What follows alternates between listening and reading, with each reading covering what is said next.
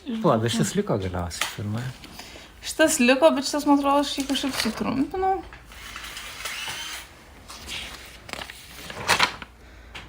Labas visiems, čia Karolis Vyšniauskas. Jūs girdite Naro podcastą.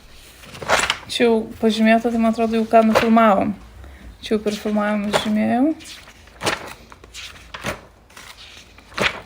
Aš esu Vilniaus centre, saulėtame kambaryje su aukštom lubom ir girgždančiam grindim. Čia režisierė ir scenaristė Marija Kaftaradzė varto atspausdintą savo filmo Slow scenarijų. Vilius jai pasidaro Nepatrauklus. Biški atstumė. Čia jos tas buvęs bernas. Lietuviškai filmas pavadintas Tu man nieko neprimeni. Tai yra pasakojimas apie dviejų žmonių meilę, kurių vienas yra aseksualus.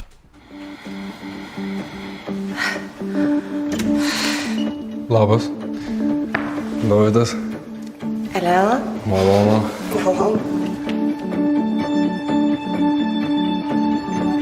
Žinai, kas keista? Tu man nieko neprimeni.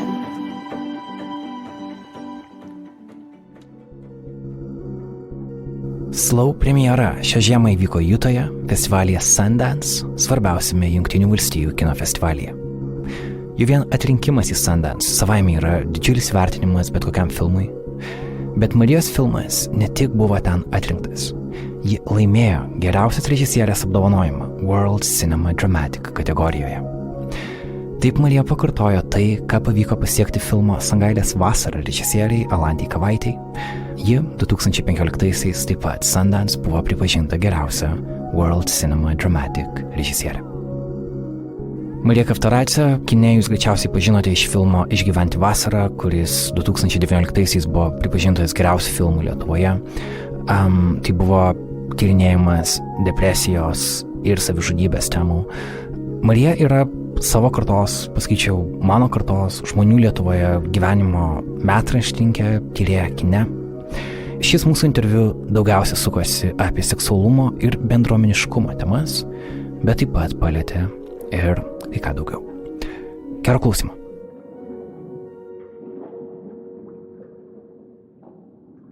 Po Išgyventi vasarą aš kaip ir norėjau kažką rašyti, bet visada gal yra man po filmo toks laukimas ir bandymas suprasti, ką aš norėsiu daryti toliau. Ir aš pradėjau rašyti net ne scenarijų, aš galvoju, gerai, aš neturiu idėjos, bet rašyti vis tiek reikia. Aš jeigu nerašau, aš nesijaučiu labai gerai. Tai aš tiesiog pradėjau rašyti tokias paskiras scenas, kurios nesisėjo viena su kita, tiesiog per vieną dieną parašau po vieną sceną. Ten jau buvo kažkokių užuomazgų Elenos ir Dovydo santykių.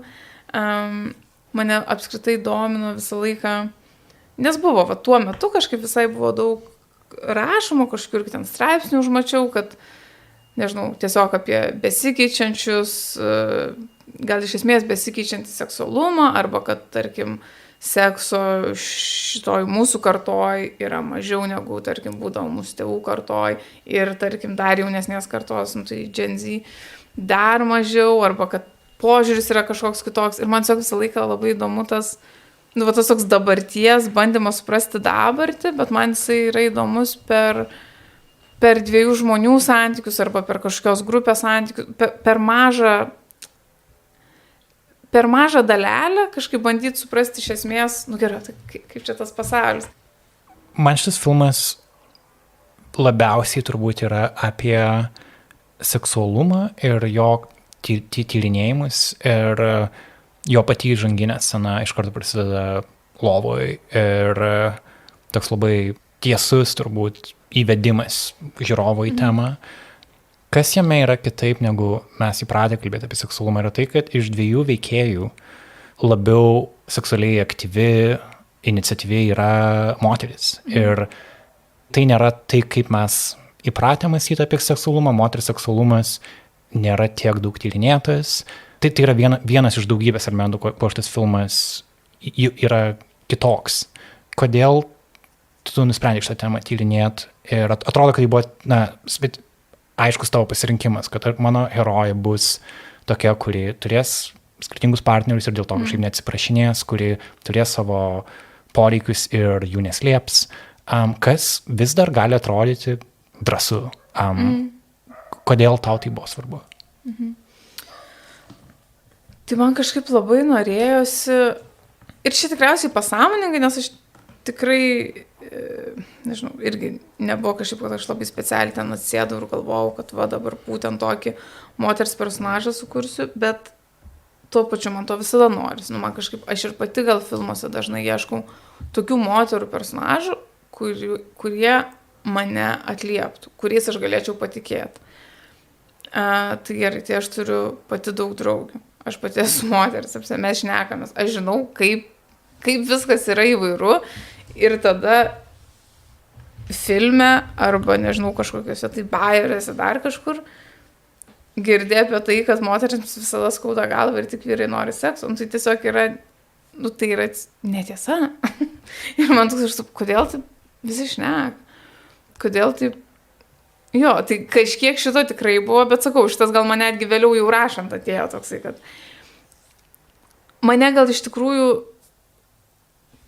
vat kaip tu sakai, kad gal visai drąsu, aš šitą supratau matyti labiau jau parašius, kažkiek, kai pradėjau girdėti žmonių reakcijos, ar tai kolegų, ar tai draugų, pavyzdžiui, kai duodu paskaityti ir kelis kartus išgirdau tokį, kad, bet jinai gal tokia, jinai tai tokia, hiperseksuali arba tokia nimfomaninė. Ir aš taip tikrai nepagalvojau, nes man jinai neatrodo nei labai, aš iš viso nelabai šiaip tuo tikiu hiperseksualumu, bet čia kita tema. Bet turiu omeny, kad mes nežinom kažkokios normos, kad galėtume sakyti, kas yra per daug arba per mažai seksualus, tai tiesiog visi žmonės yra skirtingi. Bet mane tas tada visai nustebino ir tada aš galvojau, okei, tai gali būt, kad dalį žmonių ją bus gana sunku priimti, nes mes nesame pratę matyti tos moters, kuri tiesiog nes šiaip tai nieko labai radikalaus nėra, jinai nėra santykiuose, dėl to jinai susitikinėja su čiūvais, viskas, ir tų scenų, ir to sekso net nėra tiek daug, man dėl to buvo tikrai didelė nuostaba, kad kur tu čia pamatai kažką, kas būtų, nežinau, Uber seksu. Čia kabutės rodau ir prisimenu, kad čia yra garso įrašas. Taip. Aš taip įpratus kabutės rodau. Patvirtinu, kad tavo pirštai rodo kabutės. Ir čia turbūt dar yra tas momentas, kad jeigu tai būtų vyras personažas, gal mums taip neatrodytų, ar ne? Šiaip buvo labai įdomu, todėl kad mes buvom pristatyti filmo Kaune. Ir buvo toksai komentaras iš moters, jinai sako, ir taip visai baisiai nuskambėjo, bet tuo pačiu irgi labai realistiškai, jinai kažkaip sako, bet aš tai galvoju, kad jeigu čia vis dėlto būtų moteris seksuali, tai vyras rastų, kaip ją perlaužti. Ar kaip, kažkaip, bet tas, kad jinai tikrai, nieko neišblogo, tą turėjau omeny, bet tiesiog, kad ir aš tą pradėjau galvoti ir aš galvoju, nes taip tikrai nuskambėjo. Nes prieš tai buvo vienas klausimas apie tai, kad vis dėlto ar nenorėjot padaryti, kad gal vis dėlto baigtųsi gerai, kad vis dėlto, kad jisai pasikeistų. Ir aš sakau, bet jis negali pasikeisti, tiesiog tai tokio negalėjom svarstyti, nes taip tiesiog negali būti. Ir tada tas komentaras apie tą moters perlaužimą, bet aš galvoju, bet tai iš tikrųjų irgi mums yra labiau įprasta.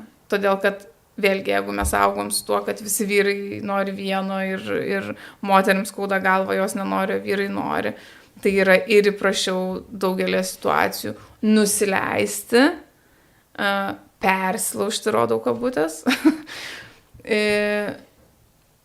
Bet, kai pradėjau apie tai galvoti, wow, kaip, visai liūdna, kad mes apskritai galvojam, kad turim persilaužti. Jo, ir dabar tyriant Dovydo personažą, jis, jeigu pažiūri, iš pirmo žvilgsnio atrodo kaip, sakykime, gan tradiciškai rodau kabutės. Vyriškas vyras, ar ne? Aukštas, raumeningas, kažkoks toks džentelmeniškas kažkoks toks, na, kurį turbūt lengva pamilti žiūrovą, ar ne? Jis, plus jis daro kilnų darbą, jis yra gestų kalbos vertėjas, jie taip susipažįsta su Elena, kuri yra šokėja. Ir vėl kontekstas, kad jie kūrė kartu, Elena kūrė šoko spektaklį su paaugliais, kurie negali girdėti, ar ne? Kur tie? Jo, ir tas momentas, kada tu pažįsti Dovydą kaip tokį vat, jauną vyrą, kokį tu atrodo ir kaip tu jį įsivaizduotum, ir tada, jisai pasako, aš esu aseksualus.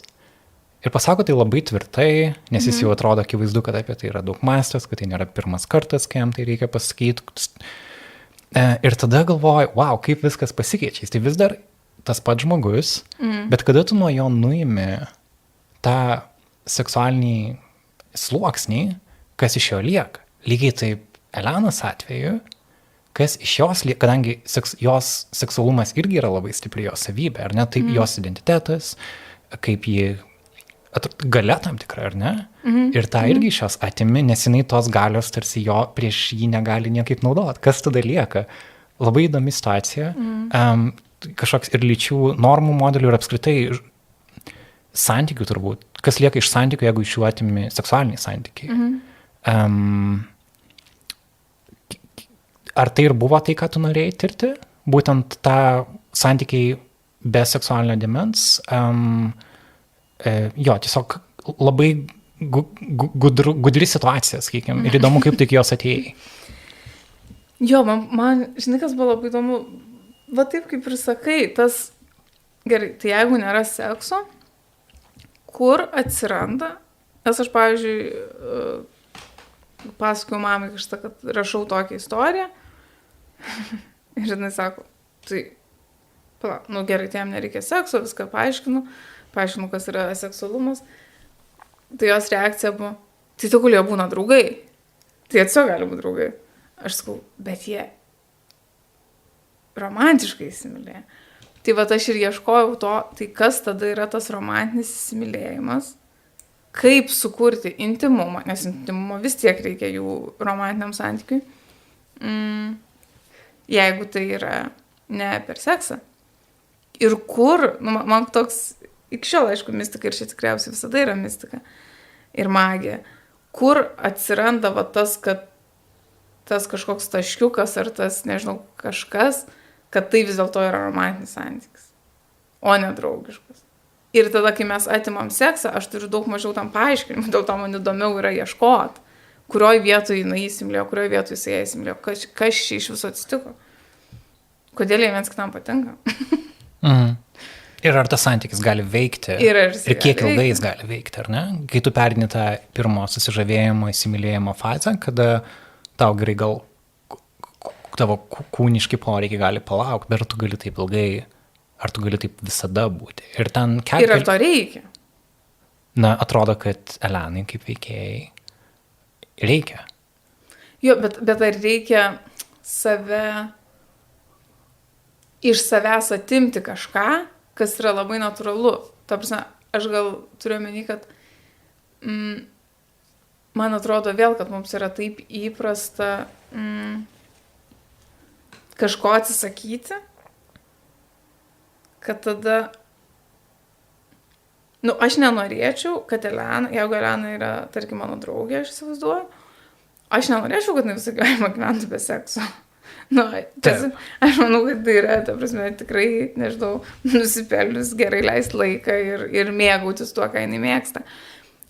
Aišku, kitas dalykas, aš nemanau, kad jų santykis yra neįmanomas. Ir aš nemanau, kad jie, ta prasme, man atrodo, kad jie yra labai, labai stipriai užstrigę toj normalumo sampratoj, kurios jie siekia, nors ir suprasdami, kaip tai yra absurdiška. Man va ta buvo labai įdomi dalis, kad jie kaip ir ten kažką tarytum truputį pakalba apie open relationship, bet labai jinai tai priėmė jautriai jisai irgi matai, kad gal nėra pilnai tam pasiruošęs. Gal tai ir nėra vienintelis kelias jiems būti kartu, bet yra vienas iš jų, kurį būtų šiaip galima labai paprastai aptart. Kitaip tariant, kad jie galėtų turėti seksualinių santykių su kitais vyrais, kurie būtų neromantiški, bet romantiškam santykiai neliktų su Dovydu. Galėtų. Puikiai galėtų, aš manau. Aš turiu turbūt esminį klausimą šitam sluoksniai, jis yra toks. Ar tu pasiemi aseksualumą kaip kažkokį istorijos vystymo įrankį, kad čia yra įdomi situacija, kurioje įdomu, kaip veikėjai reaguos. Ar tu galbūt pažįsti žmonių, kurie yra aseksualūs, galbūt, nežinau, kaip nori asmeniškai leisti iš tos klausimus, bet, kaip tariant, ar tai yra toks siužeto, kažkoks įrankis siužetą valyti į priekį, ar tai yra kažkas, ką tu specifiškai aš norėjau, kad tu norėjai būtent apie aseksualumą tyrinėti dėl kažkokių priežasčių. Manau, tai yra svarbu. Aš manau, kad ir tas, nes kai aš pradėjau aseksualumu domėtis, tai skaityt, tyrinėt, tai buvo, man tai dar nebuvo istorijos dalis. Tai nebuvo, kad aš, pavyzdžiui, sugalvoju istoriją ir galvoju, būtų įdomu, kad jisai būtų aseksualus. Mane pirmiau sudomino tema, man yra įdomu, kad jinai yra kol kas tikrai mažai tyrinėta. Tai apskritai aš labai tikiu tą galę reprezentacijos ir kaip tai yra svarbu. Kaip tu atėjai iki to domėjimuose apskritai? Juk tu neini tiesiog į Google, šiandien pasidomėsiu šituo. Ne, bet, žinai, kaip domėjimasis mano bent jau vyksta, scrollini, pamačiau straipsnį, aseksualumas, pradedu skaityti, tada kažkur dar užmatau. Ir taip, kai aš suprantu, kad manęs ta tema ne visai paleidžia, kad aš ar tai dar daugiau noriu paskaityti, arba vėl man kažkokios, nežinau, mintis apie tai sugrįžta, tada aš pradedu galvoti, kad, tai gali būti viena iš temų, kuriom aš norėčiau mąstyti jau scenarijaus lygmenį. Bet yra kitas dalykas, kuris, aišku, man po to atėjo į galvą ir iki šiol yra galvoj, nes tai yra nuolatinė tokia kaip ir abejonė arba atsakomybė. Tai tokios mintis, ar aš turiu teisę reprezentuoti grupę, kuriai aš nepriklausau. Iš esmės tai yra mano klausimų, turbūt širdinės. Įsivaizduojam, kad jeigu jo Dovydas būtų homoseksualus, pavyzdžiui, ar ne, ir jį naudoti kaip veikėją, gali atrodyti, kad yra nejautru, galbūt jo nereprezentatyvu. Kita vertus, aseksualumas yra toks apskritai nereprezentuojamas dalykas, ar ne, kad gal net sunku jį būtų ištraukti kažkaip dienos šviesą. Tai įdomu, kaip tu atsakai šitą klausimą savo, galbūt radai žmonių, kurie patys yra seksualūs ir kurie to padėjo, kuriant šitą filmą. Taip, aš radau žmonių, kurie, aš radau iš pradžių, man parekomendavo tokį kaip forumą, Eiven, tai yra seksualių žmonių toks networkas, tenais yra daug įvairių temų. Nežinau, kaip būtų Redditas ar bet kas, tiesiog žmonės kalbasi, toks bendrauja. Ir tenais aš parašiau, nieko neslėpdama, kad tiesiog aš rašau scenarijų, man tai yra įdomi tema, galbūt norinčių tiesiog pakonsultuoti, atsakyti mano klausimus. Ir aš užmezgiau kelis tokius pusiau anoniminius susirašinėjimus, bendravimus, kur aš tiesiog trumpai papasakojau istoriją, aš uždaviau klausimų, vieną iš viso nerealiai įdomų turėjau susijungimą. Vaikinas parašė, jis pirmiau parašė, kad aš norėčiau, galiu klausti, ko nori, viską padėsiu. Aš jam trumpai papasakojau apie filmą, jis parašė, tai aš galiu patarti ne tik seksualumo klausimais, bet ir kurčiųjų. Sako, ir aš dabar nepamenu, ar jis rašė, kad ar jo mama kurčioja, ar jo mama dirba su kurčiaisiais, tai kad jis ir tenais daug laiko. Tai kažkaip irgi toks buvo įdomus sutapimas, kad apjungia kažkaip tas du pasaulius, tarkim, filmo ir jis žinojo ir vieną ir kitą. Tai mane tas bendravimas kažkiek nuramino, todėl kad tiesiog visi labai tą akcentuoja, nu ką aš irgi žinojau, bet man gal reikėjo, kad kažkas iš tikrųjų, kas yra seksualus, man tai pasakytų, kad gali būti visaip. Sako, ir tikrai bus, nežinau, kam nepatiks kažkokia dalis arba ten. Kad turiuomenį gali būti visaip. Kad gali yra būti skirtingi lygiai aseksualumo? Jo, nu taip sakant, kaip ir seksualumas yra neįtikėtinai platus spektras, tai taip ir aseksualumas. Taip, man atrodo, mes tiesiog taip linkę viską žiauriai, aiškiai sudėliot į skyrius, į lentynėlės. Ir kartais tai yra labai svarbu. Pavyzdžiui, aš manau, kad Dovydui yra labai svarbu, kad jisai kažkuriuo momentu savo pasakė, kad yra aseksualus. Kestas vienam interviu labai gražiai pasakė, sako... Čia aktorius, kuris vaidino Dovydą. Taip. Kestas Cicėnas. Taip. Sako, kažkuriuo momentu, sako, tikrai Dovydas ir bandė, ir, nežinau, žiūrėjo, ir tikrai, nežinau, ieškojo savo atsakymų, kodėl jam yra taip. Sako, bet jis kažkurio metu tiesiog turėjo padėti tašką, nes kitaip galima, pradėti, nežinau, ir savęs nemėgti, save kaltinti ir pradėti labai labai blogai jaustis dėl to. Tai man atrodo, kad kai tu pats savo pasakai, tu randi tą žodį, kuriame tu jautiesi patogiai ir tau tas žodis padeda gyventi, tai yra nuostabu ir tai yra labai didelė, manau, labai didelis žingsnis. Bet kai mes iš šono žiūrim ir viską labai norim, net nebūtinai apie save surūšiuot, sugrupuot, tai man truputį keista, nesakau, nes tai yra tokia galybė įvairių, kaip gali būti. Tai sakau, tai vat ir tie seksualūs žmonės, tai irgi visas spektras. Jeigu yra vienam krašte gali būti žmogus, kuris yra aromantiškas, jam nei romantikos nereikia, nei sekso ir tas seksas dar yra visiškai atgrasus. Gali būti žmogus, kuris visiškai turi santykius su heteroseksualiu žmogum arba, ne heteroseksualiu, tiesiog seksualiu, o ne seksualiu. Ir kurie užsiminėja, gal tiesiog ne taip dažnai, gal jam nėra poreikio, bet jisai gali, pavyzdžiui, užsiminėti seksu ir jie tą, nežinau, daro reguliariai. Ir vienas ir kitas žmogus yra seksualus, tiesiog jie yra skirtingose spektro, žinai, pusėse. Tai jo, tai vat mane tas, kad mane kažkaip truputį nuramino, kad tikrai personažas gali būti ir toks, ir yra labai įvairių variacijų ir kaip kiekvienas, kaip kiekvieno gyvenime tai pasireiškia, mane tas nuramino ir aš tada tiesiog pradėjau labiau koncentruotis į Dovydą kaip į personažą, tiesiog koks jis yra žmogus.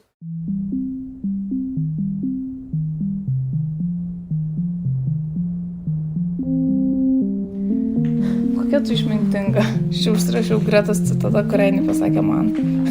Kokia tu išmintinga, Greta Knevičiūtė, 2022.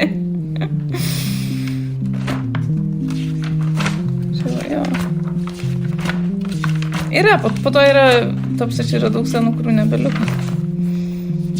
Žiema, pavyzdžiui. O. Ir mes turim žiemą filmavę. Jo, žiemos filme visai nebuvo. Jūs klausotės Naro podcast'o. Mūsų podcast'ą dalinai išlaiko patys jūs, tai yra mūsų klausytojai Contribui platformoje. Labai kviečiu padaryti tai adresu contribui.com/nara. Ačiū mūsų naujausiams Contribui nariams, tai yra Dianai, Algirdui Pukiui ir Tundrai Taigai. Slow arba Tu man nieko neprimeni premjera Jutos Park City mieste Sundance festivalyje įvyko šį sausį. Mūsų podcasto bičiulė, filmų plaukikė, Namo ir paskutinis skambutis režisierė Gabrielė Urbonaitė buvo ten, tarp žiūrovų. Ir aš paprašiau jos, kad ji pasidalintų balso žinutę ir prisimintų tą vakarą, kaip viskas atrodė ir kaip viskas jautėsi. Su Gabrielės leidimu dalinuosi šią žinutę su jumis. Ja taip pat interviu metu girdėjo ir Marija. Iš tikrųjų buvo labai ypatinga atmosfera. Pats festivalis yra toks gana paprastas, ten labai šalta, Labai šalta buvo, gal -20, tai mes ten su keliais sluoksniais visada buvom, bet vis tiek visas tas miestelis, tas toksai kalnų kurortas pasikeičia ir visas alsuoja tuo festivaliu. Ir tą vakarą prieš premjerą iš tikrųjų buvo daug jaudulio. Aš kažkaip labai išgyvenau už Mariją, labai laukiau pamatyti patį filmą, bet taip pat labai norėjau, kad publika jį gerai priimtų ir šiaip labai džiaugiausi, kad jis jį rodo čia ir kad tiek daug žmonių susirinko ir kad įvertina ją. Tai kadangi mes draugės nuo 14-15 metų ir aš realiai nuo to laiko ją žaviuosi ir visada kažkaip sergu už jos kūrybą, tai buvo tikrai labai toks išskirtinis jausmas pamatyti jos naują filmą tokio lygio festivalyje ir suprasti, kiek daug ji nuėjo ir ji man tikrai visada buvo įkvėpimas, tai buvo kažkaip labai gera ten būti ir džiaugtis ir aišku jaudintis ir patirti filmą. Ir man atrodo, filmas labai emocionalus, jautėsi, kad salė, jie visi buvo labai įsitraukę ir po to uždavė labai įdomių klausimų. Buvo gana juokingas Q&A, nes kažkaip pasijautė, kad visų jaudulys taip atsileido per tą Q&A ir žmonėms labai patiko. Ir po to mes grįžome tiesiog ten, kur gyvename, aš buvau apsistojusi su jais, su kūrybinė komanda ir labai greitai pradėjo eiti recenzijos, kas jau yra geras ženklas. Ir jos visos buvo pozityvios ir visur kartojasi žodis chemija tarp aktorių. Mes tas recenzijas skaitėm garsiai ir tiesiog kuo toliau, tuo daugiau džiaugiamės ir buvo tas jausmas, kad šitas filmas toli eis. Tokia žinutė iš Gabrielės. Nerealiai. Šiaip, kad Gabrielė ten buvo nerealu. Ką tu prisimeni iš tos dienos? Šiaip labai, labai faina paklausyti ir taip net nostalgiškai suklausiau. Bet, pavyzdžiui, kaip Gabrielė gražiai savo, kad visi priėmė, man žiūrint filmą buvo labai sunku. Todėl, kad tai buvo pirmas kartas, kai aš žiūriu filmą su žiūrovais. O tai savaime, aišku, yra labai labai daug streso. Ir aš visą laiką susikuriu, bet jau tikrai sakau, mano problemos, niekieno kito. Aš tiesiog susikuriu tuo metu, kai žiūriu filmą, kad visiems nepatinka. Kodėl? Todėl, kad kas nors tiesiog, nežinau, viena vieta yra kur nors, kur nenusijogia, tai man... Šiaip filme gal pradžioj yra, tarkim, daugiau lengvumo ir daugiau linksmų vietų ir žmonės juokias. Antroji daly, natūralu, prasideda truputį didesnės problemos. Ten net nėra kur juoktis. Bet kai aš girdžiu tylą, man atrodo, tai jau nusibodo visiems. Jau tikriausiai visi nori, kad baigtųsi. Nesąmonė, tiesiog sukuri, ką kiti galvoja. Siaubas kažkoks. Bet po to tikrai jautės. Jau kai jie slūgo truputėlį tas stresas, tai jau buvo ramiau. Aš pamenu, kai išgirdau naujienas, kad visų pirma, kad Slow yra atrinktas į Sundance, jau tai yra didžiulis pasiekimas. Ir po to tavo kaip režisierės laimėjimas atrodė tiesiog, tikrai kažkoks, žinai, yra tokie kartais dalykai, kada tu tiesiog džiaugiesi už žmogų, bet atrodo, tokia yra vos ne kažkokia nacionalinė šventė. Čia panašiai kaip, nežinau, Saulė ir jūra laimi Venecijoje ir ten Rūta Meilutytė laimi. Laurynas, kai laimėjo Venecijoje. Laurynas Vareiša, taip. Su piligrimais mes irgi visi šventėm, prisimenu vakare.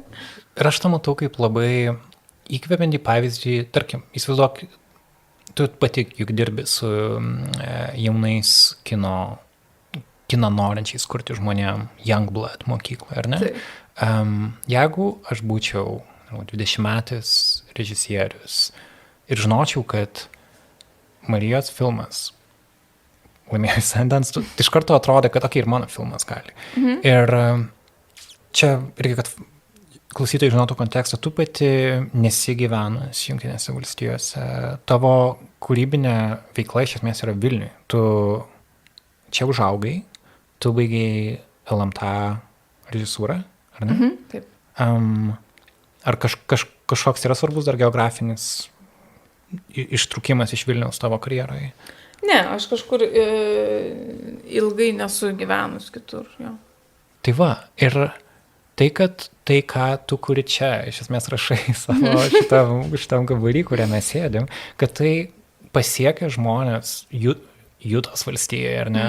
Ir kad yra, kad lietuviška kino mokykla dabar jinai kažkaip ir tampa integruota į tokius pasaulinius kino tinklus. Ir man tas atrodo labai tiesiog džiugus pasiekimas, nes tie filmai jie tikrai yra puikus ir labai, nežinau, kažkokiu autentišku balsu, bet čia kino industrija labai veikia ir pažintys, apskritai kažkokie ryšiai ir panašiai. Tai atrodo, kad kažkuriuo metu kažkaip pavyko tai pralaužti. Ar tu, žinau, kad tu nesi prodiuserė, bet kaip tu manai, kaip apskritai atsitiko, kad tas pastebėjimas įvyko? Aš kai žiūriu šiaip taip atgal į gyvenimą, kadangi prieš 30, tai permastu visą gyvenimą. Ką ten pamatėjai? Ne, aš galvojau labai įdomu, kad nuo labai anksti aš pradėjau studijuoti, prieš studijuodama aš lankiau Skalvijos kino akademiją, tai mano tas kelias buvo toks labai, tikrai pakankamai tiesus ir nuobodokas, sakyčiau, biografijos prasme. Bet aš galvoju, aš labai anksti pradėjau jausti tokį didelį palaikymą iš dėstytojų, iš kolegų, iš kursiokų. Labai mes šiaip buvom, nežinau, aš tai sakau, ir mes tikrai labai mums pasisekė. Manau, visam kursui, nes mes buvom kažkokie labai ambicingi, į vieną krūvą sukritom, bet tokie nekonkurencingi, kur vieni kitiem padedam, stumiam, pasakom, nesiparink, daryk, nueinam vieni pas kitus, dirbam ten, ką reikia, tą darom. Nežinau, niekada nebuvo to, kad aš režisierius, aš tau nedirbsiu čia dabar asistentu, ne. Tai kažkaip, aš nežinau, aš šiaip labai, tikiu, kad niekas neatsiranda ten tuščioj vietoj. Tai čia irgi aš manau, kad čia yra tiesiog ir prieš tai žmonės jau kūrė ir mokėsi ir dėstė ir tiesiog taip aš kažkokioj, nežinau, sėkmingų metų tenais atsidūriau, buvau tarp labai gerų žmonių, plus tikrai jaučiau tą palaikymą ir tokį pasitikėjimo avansą. Iš daug žmonių ir iš žmonių, su kuriais aš iki dabar dirbu. Pavyzdžiui, ten dailininkė Sigita Šimkūnaitė, jinai buvo jau profesionali kino dailininkė, aš buvau 3 kurse režisierė, pati savim nepasitikėjau, jinai kažkodėl sutiko su manim dirbti, pavyzdžiui. Ir visą laiką sakydavo, kad visą laiką labai palaikė ir džiaugiasi dirbdama. Ir aš galvoju, bet kodėl šita suaugusi, žiauriai kieta, profesionali moteris nori dirbti. Tai vat kažkaip tie žmonės, kurie tiesiog jo tikėjo, arba Andrius Blaževičius, kuris po to ir pakvietė kartu rašyti scenarius, bet irgi jis tada jau buvo ten baigęs studijas, ar jis baiginėjo, kai aš įstojau mokytis. Ir irgi visą laiką sakydavo, ten, tu žiauriai gerai padarysi. Čia, nežinau, tiesiog toks palaikymas, kuris tuo metu gal net nebūtinai ten tuo tiki, nes atrodo, ką jūs čia žinot, ką jūs čia sakot, arba kodėl jūs taip sakot. Bet per laiką aš galvoju, kad jie kaip ir buvo teisūs manim pasitikėdami, bet tuo pačiu aš galėjau savim pasitikėti, nes aš tą jaučiau. Man taip gera tai girdėti ir tas realiai jaučiasi būnant, pavyzdžiui, filmo premjerui, kada jūs visi išėjote kada tu tiesiog visus pakvietė į sceną, tada kiekvieną asmeniškai apkabinai ir žmonės plojo, kol kiekvieną kolegą apkabinsi. Ir tai buvo labai gražu, aš negalėjau plot, kiek reikėjo plot, nes jautėsi, kad tiesiog jūs tikrai sergat vieni už kitus, kad taip, tai yra tavo vardas yra ant plakato, bet tai yra komandinis kūrinys ir vėlgi ta pati Sundance pergalė atrodo kaip visos jūsų kažkokia kino bendruomenės pergalė, ar ne? Ir tas yra taip neįprasta, kai mes kalbam apie ten rodų kabutės, lietuvišką charakterį, kad mes nepalaikom vieni kitų, kažkaip konkuruojam. Atrodo, kad tarp jūsų kino šitos kartos žmonių to nėra, kad jūs palaikot vieni kitus ir pasiekit gerų rezultatų. Kaip manai, kas tai lėmė? Aš manau, kad yra visaip. Aš tikrai... Nes aš manau, kad mes palaikom ir aš to labai džiaugiuosi, nes aš tą sakau labai labai palaikymą jaučiu. Bet aš tuo pačiu manau, kad gali būti, ir tai yra visiškai normalu, kad ne visi gali visus palaikyti visada. Tai reiškia, kad jeigu, nežinau, pats tuo metu kažkur tai ar jautiesi kūrybiškai įstrigęs, arba gal esi padaręs filmą ir nesi pakankamai patenkintas kažkokiais rezultatais, labai natūralu, kad tau gali būti sunkiau palaikyti kitą žmogų. Mes tikrai daug kas vienaip ar kitaip esam susiję ir dirbam kartu. Tai va, tas pats Laurynas Bareiša filmo operatorius. Vytautas Katkus kameros operatorius, irgi dirbam kartu. Tai labai, ta prasme, kaip, nežinau, jiem kažkas pasiseka, aš džiaugiuosi tiesiog kaip už save. Ja. Ir jie kaip pasiseka kaip už mane ir visi taip draugai, bet mes vieni pas kitus irgi, ar ten kartu, nežinau, vienaip ar kitaip dirbam, ar tariamės, arba palaikom tiesiog vienas kitą. Arba kai reikia, nežinau, kažkas nesiseka, paskambinam, pasiguodžiam. Na, ta prasme, kad tai yra labai aiškiai, jo. Aš žinau, kiek man, ta prasme, be tų žmonių, aš net nežinau iš viso, ar aš daryčiau ir kokia aš būčiau, arba ką aš kurčiau. Tai aišku, tai yra labai svarbu, bet tiesiog tą noriu pabrėžti, kad net jeigu kažkam yra sunkiau palaikyti, arba tuo metu įsijungia daugiau konkurencijos, tai irgi yra normalu, nes tiesiog man, pavyzdžiui, aš esu labai laiminga, nes man tikrai sekėsi pakankamai. Nuo tada, kai aš pradėjau, aišku, buvo sunkumų taip toliau, bet, iš esmės, labai logiškai sakant, tai man sekėsi. Bet dėl to, kad man sekėsi, man ir už kitus yra lengviau sirgti. Man tai nereikalauja pastangos.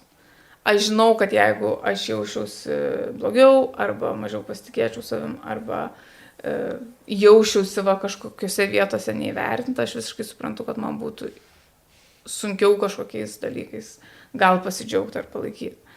Tai man atrodo, taip visi gal bandom vieni kitus palaikyti taip, kaip mokam, bet jeigu ir neišeina, tai manau, čia nebūtinai tikrai tas ateina irgi iš pikto. Paminėjai Lauryną Bareišą, įdomu, kad jis taip buvo įsakus, kad labai visi džiaugiatės, kada jo filmas Piligrimai laimėjo Venecijos festivalyje Horizons programai ir dabar Laurynas yra tavo filme operatorius, filmavo juostą, kas sukuria filmui tokią dar kitą jausmą. Ir jeigu neklystu, jūs nenaudojate jūs naudojat kuo daugiau natūralios šviesos filme, ar ne? Jo, mes šiaip mėgstam natūralią šviesą, bet buvo šviesų nemažai. Okay, bet buvo labai daug natūralios šviesos, kuris sukuria tokį dar kažkokį intimumą ir daugelis recenzijų pastebi, taip skai, kad yra chemija tarp veikėjų ir yra kažkoks intimumo momentas, kad tu patinki kažkokią privačią labai erdvę, kurią šiaip nepateksi. Ir tu galvoju, iš Lauryno pusės, ar tai buvo pirmas filmas, kada jis su juosta filmavo? Su juosta taip, jam buvo. Ir jis to netaupė savo filmui. jis padarė tai tavo filmui. Tai va čia apie tai, ką ir kalbu, man tiesiog gražus bendradarbiavimas ir palaikymas vieniems kitų. Bet, pavyzdžiui, man ir buvo, nes aikšteliai, pavyzdžiui, mes turėjom bairį, kad filmavimo aikštelį, aš apsidairau ir yra kokie 9 režisieriai, 9 operatoriai. Nu, pasakė, kad jie dirba kitose pozicijose. Netgi per mūsų filmavimus buvo kaip tik iškritusios gervės. Tai tarkim, Jornė Greičiūtė dirbo skriptų, o kaip tik laimėjo ten gervės kiaušinių už studentišką filmą. Ten Laurynas dirbo operatorium, atsiėmė ten irgi belenkie gervių už piligrimus. Ir tada dar kitų, kas irgi ten kameros departamente dirba, yra operatoriai, bet tiesiog dirba asistentas ir aš tiesiog žiūriu ir galvoju, tas yra irgi labai labai gražu, kad tai tie žmonės, jie gali daryti, ką nori, jie yra patys visi talentingi, bet jie ir tai prisideda, tai aš kažkaip labai tą vertinu. Mhm. Yra kažkas, kas vienė jūsų filmus? Pavyzdžiui, atrodo, kad gal nuo Šventojo atsekus laiką atgal, kad ten įvyko tam tikras lūžis ir tiek tavo filmai, tiek kitų kolegų, jie tam tikrą prasme yra panašus, jie tarsi kūrė kažkokią naują, tokią tarsi realistišką mūsų amžiaus kartos žmonių reikalus atspindinčią realybę kine, ko... Įdomu, ar jūs, jeigu bandytum parašyti jūsų kažkokį manifestą, žinai, apie ką šitie filmai yra?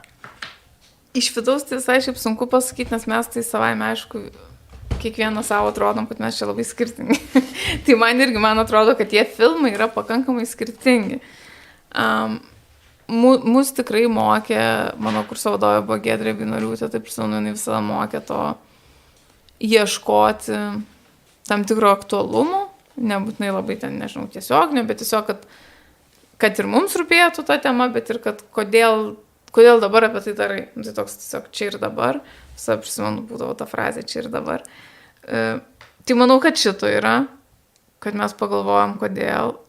Aš manau, kad mes, nežinau kaip šiandien, bet man atrodo, kad mes visai bandom būti nuoširdus. Tai vėlgi, filmai gali būti kokie tik tai nori ir jie gali būti ir labai skirtingi.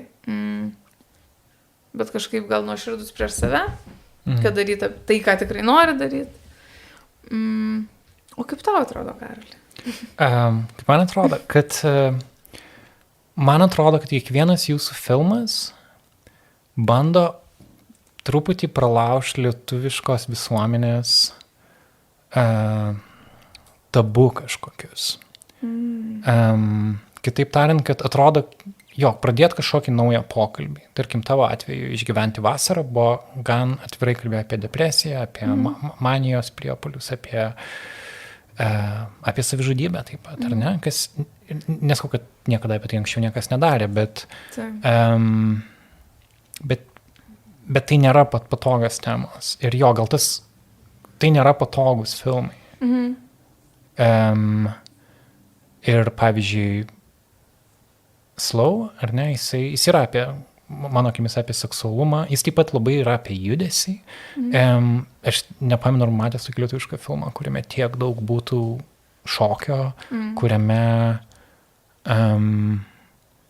kuris tarsi ir melancholiškai, žinai, pavyzdžiui, gali paimti kokį nors Barbės filmą, jame irgi daug šokio, vis beveik miuziklas vietomis, bet tavo filme šokis yra kitoks, jis toks, jis kartais jame net nėra, yra viena scena, kur jie repetuoja be muzikos. Ir tas, kad yra labai daug kūniškumo, kas irgi nėra galbūt tiek daug įprasta lietuviška kultūra, gal aš klystu. Tiesiog atrodo, kad su kiekvienu jūs bando kažkokį naują,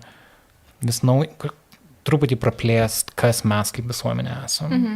Atrakinti kažkokią temą, man taip atrodo. Nežinau, ar tas kažkaip rezonuoja. Gal taip ir yra. Man tai... Čia irgi gal, man jau kai būna, kai aš suprantu, kad aš rašysiu scenarijų,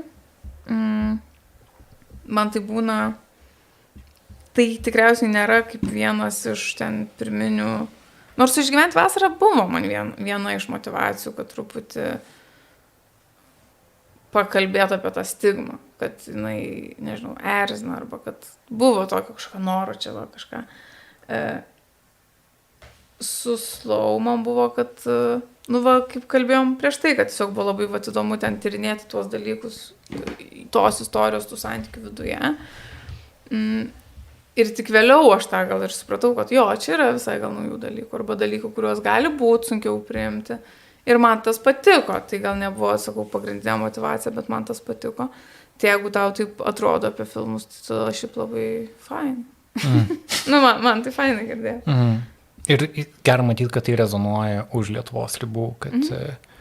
Jo, nes mums kartais atrodo, aš, pavyzdžiui, prisimenu Toronte su Išgyventi vasarą ir mes skrendam ir aš galvoju, bet taigi, ar Kanada kažką supras?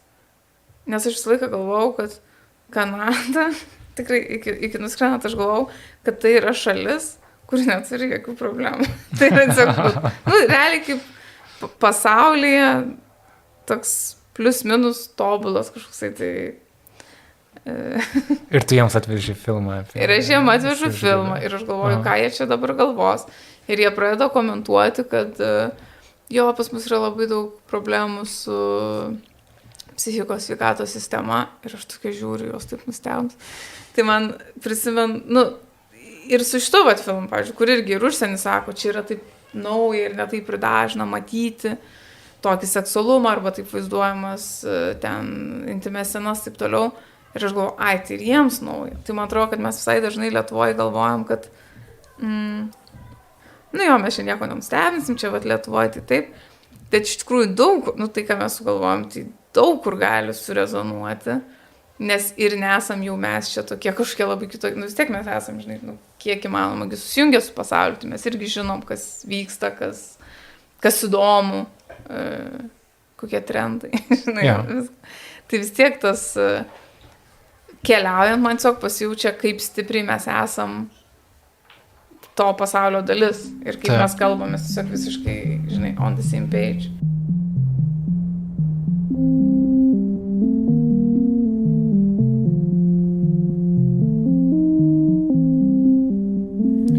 Marija, aš turiu tavo paskutinį klausimą. Prieš interviu tu rodai knygas, kurios yra tavo spintoje ir ten paminėjai knygą apie tiraniją, ar ne? Kurią ten turi Timothy Snyder knyga komiksų pavidalu vaikams išleista. Tu minėjai, kad tu ją gavai dovanų kaip iš Eglės. Iš Gretos, pagrindinės aktorės. Atsiprašau, iš Gretos, taip, pagrindinės aktorės. Kaip tam tikrą pokštą. Nes kadangi tu esi režisierė, gali atrodyti, kad tironija yra būdas padaryti filmą. Ir man tai atrodo svarbus klausimas. Viena yra būti savo kambarį ir rašyti filmą vienai. Kažkuriuo metu tu atsiduri tarp 10 žmonių, kurie realiai dirba tavo vizijai. Ir kaip tu tame išlaviruoji, kad tu tą viziją išlaikai, bet tuo pat metu netampi, o gal tampi truputį tironė. Kaip tu matai save kaip režisierės rolę? Nes tai reikalauja tam tikro charakterio. Tai reikalauja tam tikro, sakyčiau, neadekvatumo ir susireikšminimo. Aš šitą nesiniai supratau, nes aš galvoju, koks šiaip žmogus, nes tu parašai istoriją, jo, ir tu pakvieti daug žmonių, ir tai kainuoja didelius pinigus, tai tu turi kažkiek tai būti, savotiškas žmogus, kad tu leistumės į šitą kelionę. Ne? Kad tu įtikintum visus tos žmonės. Kad tu įtikintum, bet ir kad tu manytum, kad tai yra verta. Nes tai kodėl mano istorija yra vertesnė negu kažkieno kitų istorija. Na, jeigu pradėsi taip mąstyti ir overthinkinti ir taip toliau, žinai. Tai kažkokio gal yra tame tironijos atspalvio, nežinau. Bet iš tikrųjų tai dirbant, aš bandau žiūrėti, nebandau iš tikrųjų, taip man natūraliai išeina. Į tuos žmonės, su kuriais aš dirbu, aš žiūriu kaip į... mes bendrakūrėjai esam. Nes jeigu aš kalbu su dailininkė, kostiumų dailininkė, operatorium, kompozitorė, choreografė, tai jie visi savo srity, tai jie žino daugiau ir jie geriau žino. Man tiesiog reikia papasakot, kaip aš įsivaizduoju. Plus dalis jų jau mane pažįsta. Tai jiems yra lengviau įsivaizduoti, kas man patinka. Taip, kostiumų dailininkė Fausta, tai visą laiką tiesiog atneša ką nors, kur Marija, žiūrėk, čia tau. Ir man iš karto taip. Nes tiesiog mes jau esam dirbusios kartu, jinai žino mano skonį. Tai man yra tiesiog svarbu perteikti tą savo viziją. O tą savo viziją aš jau dalinai perteikiu scenarių, po to aš perteikiu ten, nežinau, rinkdama pavyzdžius, turiu, tarkim, kažkokius vizualinius knygą, tada tiesiog kalbėdama, pasakodama, rodydama arba pasikviesdama, pavyzdžiui, į repeticijas, nes irgi kai pamato komanda aktorius, tai irgi jiems jau labiau aišku, kas čia per filmas, kokiam jie tarsi to nevaidina. Tai man atrodo, aš jokiais būdais, man atrodo, kas yra didžiausia gal dalykas, kurio aš labiausiai vengiu, tai yra tas vadinamasis mikromanaginimas. Ir šitas, man atrodo, kad gali tada lengvai nueiti tą, ne tironiją, bet į tokią pusę, kur nei man naudinga, nei žmonėm, kurie dirba naudinga. Nes aš negaliu papasakoti geriau grimo dailininkai, kaip jai padaryti savo darbą. Aš tiesiog negaliu, nes aš nesu profesionalė toj srity. Jie visi yra profesionalai. Tai man tiesiog reikia dirbti kartu. Ir tada visi, kai jie jaučia, kad aš pasitikiu, tai visi irgi daug labiau siūlo ir atneša savo. Bet aš taip galiu pasitikėti, nes aš jaučiu, kad manim pasitikė. Tai čia toks buvo labai labai abipusis, kad mes kažkaip, vis tiek jie žino, kad aš noriu gero, aš žinau, kad jie nori gero. Tai tada tas darbas, jis yra toks labai, iš tikrųjų labai paprastas. Jo, tai atrodo skamba, kad išvada, kad tai, kokį filmą tu kuri savo galvoje, net jeigu tu esi ir scenarijos autorė, ir režisierė, kas atrodo labai daug galios tavo rankose, tai vis tiek nėra vien tavo kūrinys, nes visi žmonės, kurie kažkiek prie prisideda, jie jį truputį pasisavina, truputį pakeičia. Ir turbūt norint būti gera režisierė, tu turi tą jų indėlį mėgti, turi leisti jam įvykti, o ne stabdyti jį. Taip. Gal kartais stabdyti, jeigu tik reikia. Taip, stabdyti reikia tapsai iš tos pusės, kad aišku, yra momentų, tai yra labai natūralu, kad yra momentų, kai tiesiog kažkas kažką pasiūlo ir tu sakai, ne. Gal ne, ačiū, gal šitoj vietoj nelabai tinka, bet niekas niekada neįsižydžia, nes jie žino, kad jeigu tiktų, tai aš tikrai skaičiau taip. Taip, kad mes tiesiog žinom, kad ir aš žinau, kad man siūlo ne iš to, kad nori pasakyti, kad aš kažko nežinau, o jie žino geriau. Ir jie žino, kad aš ne dėl to nesutinku, tarkim, nes noriu kažkokį tai parodyti čia savo dabar galią, o tiesiog dėl to, kad netinka dabar. Ir okei, bet nebijos kitą kartą pasiūlyti, nes kitą kartą gal sakysiu, jo, žiauriai, fainai daro. Jo, bet skurtum tokią atmosferą irgi turbūt reikia kurti santykius su žmonėm ir atrodo tiesiog dar kartą grįžtu prie to vaizdo, matant jūs visus scenoje ir tiesiog jaučiant tą tokį kolektyvinį džiaugsmą. Tu kaip žiūrovas irgi tą jauti ir aš labai tikiuosi, kad jis persiduos ir žmonėms, kurie tiesiog eis filmą pamatyti šitom savaitėm. Tikrai sveikinu dar kartą, Marija, tave ir visą komandą. Tiesiog puikus laikas lietuviškam kinui, puikus metai jau kelinti, nebežinau, tiesiog gera aukti kartu su tuo. Ačiū tau labai už tavo visus darbus ir nekantrauju sužinoti, ką rašys toliau. Ačiū tau labai. Labai smagu buvo.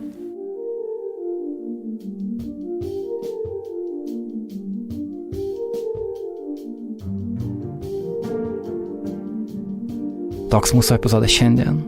Ačiū, kad buvote kartu. Girdėjote interviu su Marija Kavtaradze, režisierė ir kino scenaristė. Jos filmas Slow arba Tu man nieko neprimeni šiuo metu rodomas Lietuvos kino teatruose. Karolis Pilypas Liutkevičius, kolega fotografas, prisijungė prie interviu ir parengė fotoreportažą iš interviu užkulisių, taip pat nufotografavo Marijos portretų. Pamatykite šios darbus mūsų Instagrame ir taip pat Nara.lt tinklalapyje. Mūsų podcasto muziką kūrė Martynas Gailius, o savo balsą įrašinėjau Nacionalinės Martyno Mažvydo bibliotekos garso įrašų studijoje. Garso režisierė čia yra Kata Bitoft.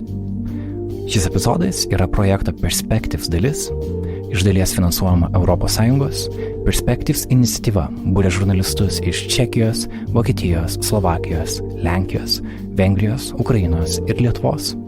Vienas iš mūsų bendrų tikslų yra atspindėti besikeičiantį Europos kultūros veidą. Lietuviškas kinas ir specifiškai Marijos Kavtaradzės darbai yra svarbi šio pokyčio dalis. Epizodą vedžiau ir redagavau aš, Karolis Vyšniauskas. Ačiū, kad esate kartu. Iki kitų kartų.